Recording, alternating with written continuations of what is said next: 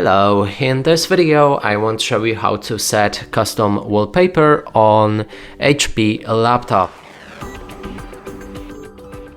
To do this, first we'll need to click on the start, then move inside the settings and here select personalization on the left. Now we can go for the background.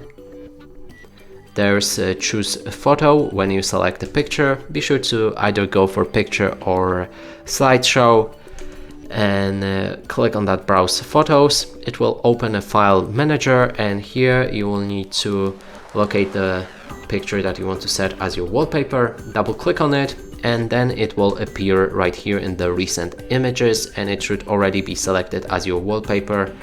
Now only thing left to do is to choose how it will fit our screen, and you can change between fill, fit, stretch, tile, center or span. And that's it for this video. Hope you like it. Please consider subscribing to our channel, leave a like and a comment below.